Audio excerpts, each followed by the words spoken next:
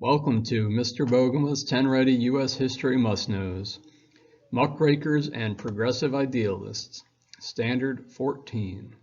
So we're looking at muckrakers and progressive idealists emerging towards the end of the Gilded Age.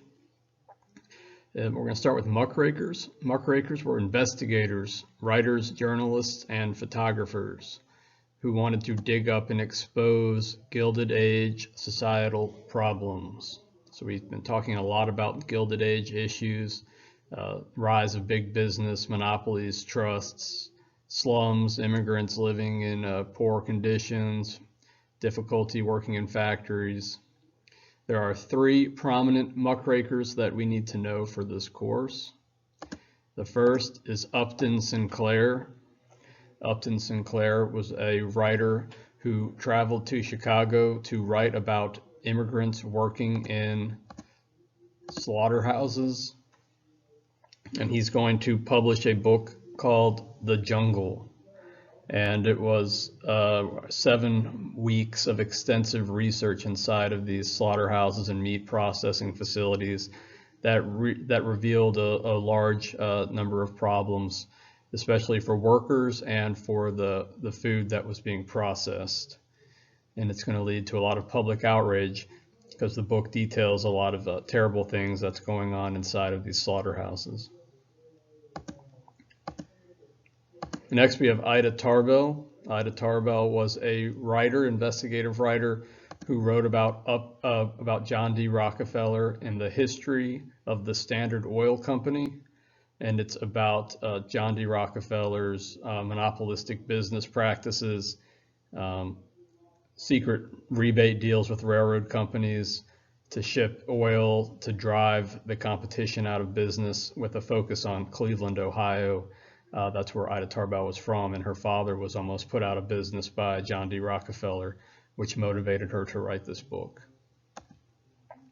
The third muckraker is Lincoln Steffens, and his book is Shame of the Cities, and it's about all of those issues regarding politics in America's major urban centers. So he talks and writes about political machines and party bosses controlling the vote in America's major voting areas. All right, let's look at the progressive idealists. We're going to start with Governor Robert La Follette. He's going to be governor of Wisconsin, a progressive governor. So he wants to change a lot of the issues in his state, and the focus is on railroad regulation, regulating these large railroads in his state, because remember we talked about the populace and the Grangers upset about railroads and rates and fares that they were charging. So he's going to regulate them, and he's also going to establish the direct primary to give voters more power to select the candidates that will be on the ballots. And then you need to know President Theodore Roosevelt. President Theodore Roosevelt was a progressive Republican, and he's going to be William McKinley's vice president, and McKinley will be assassinated in Buffalo, New York by an anarchist. And Theodore Roosevelt becomes president, and unlike previous presidents of the Gilded Age, he wants to help the common American, the American consumer, and he promises them a square deal. And he's telling the American people he's not just going to side with the industrialists and the capitalists and the big businesses. He's going to become a trust buster. So he's going to use the Sherman Antitrust Act to break up large trusts and monopolies. Monopolies and trusts controlled 75% of the American economy at the time, and he felt that they were a threat to the American consumer. So he's going to file antitrust lawsuits against J.P. Morgan's Northern Securities Trust, which controls railroads. He'll file a Sherman Antitrust lawsuit against John D. Rockefeller's Standard Oil. And a lot of that is in response to Ida Tarbell's history of Standard Oil. He's going to pass consumer regulations for food. So he passes the Pure Food and Drug Act.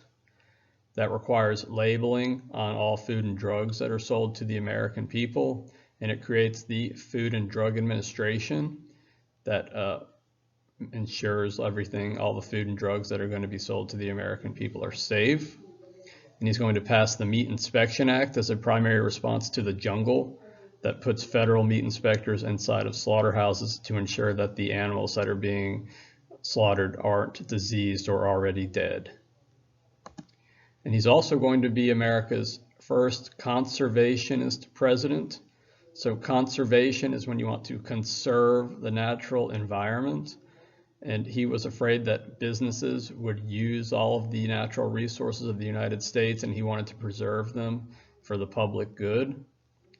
And so he's going to save 240 million acres of land, and he's going to set them aside as public lands. And here he is in Yosemite Valley in California. Let's look at our test questions. In response to public concerns over issues raised by Upton Sinclair's The Jungle, the federal government expanded its role. Well, terrible things are happening to the food in the jungle.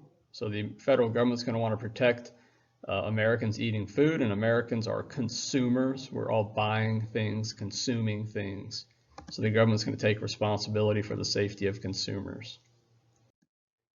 Shortly afterward, a physician made the discovery that carcasses of steers had been condemned as tubercular by the government inspectors, were left upon an open platform and carted away to be sold in the city.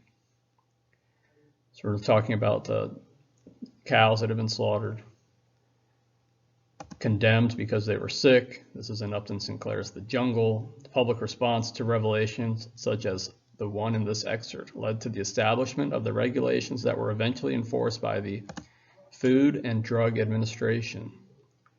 And that was part of the Pure Food and Drug Act passed by Theodore Roosevelt. During the Progressive Era, one goal of state-level political reformers was to, this is part of the Wisconsin idea, Governor La Follette, Fighting Bob.